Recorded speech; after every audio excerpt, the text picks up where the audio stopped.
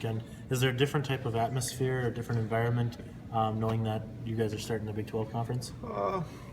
I think so, but I hope not too much. I hope we practice and prepare the same and process all that stuff every week. But I think you're foolish to think that our guys don't know it's a league game and what's at stake and all those things and what's at hand. So, I hope it's not tons different, but you would also be foolish to think that it's not different. It looked like the TCU quarterback can kind of beat you both ways there a little bit. What have you seen in him?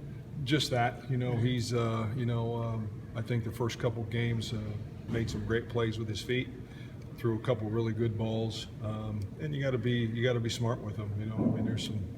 There's some things, intangible things that he can do, can run it and pull it down and run it. And those have been some of his biggest plays, not necessarily some of the designed runs they've got, but him pulling the ball down on a scramble and beat Arkansas a couple times on some third downs, and he can go.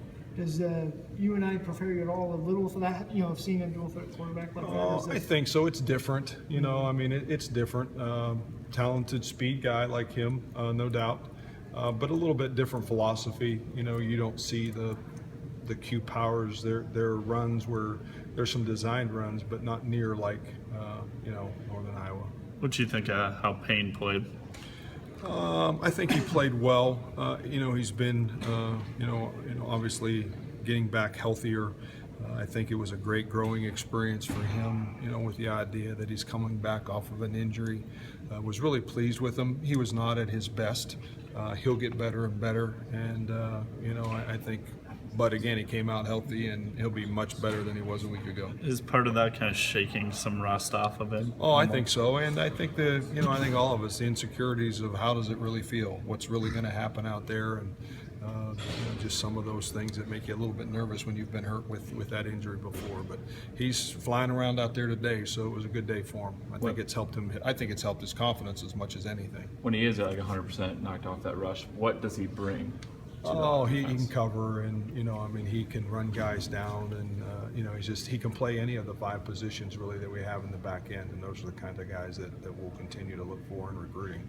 Coach Campbell said Tribune's good to go for this game. How do you envision him, I guess, rotating in, working in, or his role being? Oh, he's going to do all of that. Tommy, he's going to roll in. He's going to play exactly to how much and what and where. We've kind of used him in nickel and dime and at corner, all of those spots. And we're going to need, the whole crew this week. And I'm glad they're back healthy for sure and ready to roll.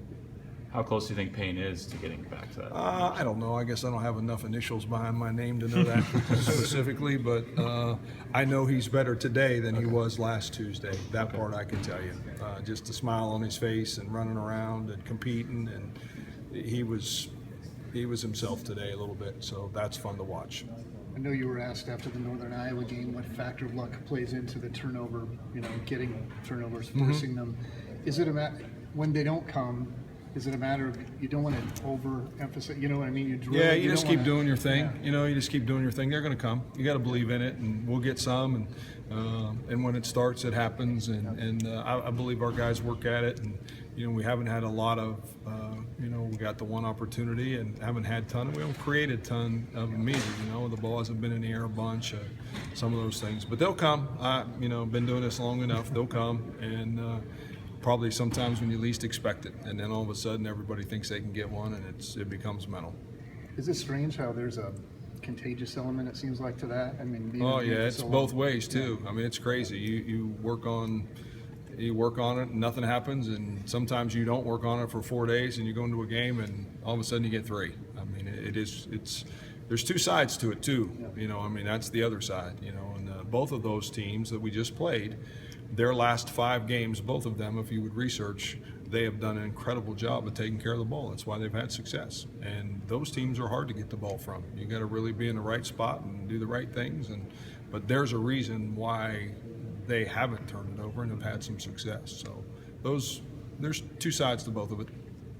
I've seen Gary Patterson credited with basically inventing the 4-2-5 defense. Do you ever look at what they do, what he does to install into your own concepts? Yeah, I think you always, when you're looking at that stuff, I think you always, look at those things. I don't know. I think, I have a lot of respect for Gary Patterson. So first and foremost, let that be said. But think there's been a lot of 4-2-5. It just was never called that.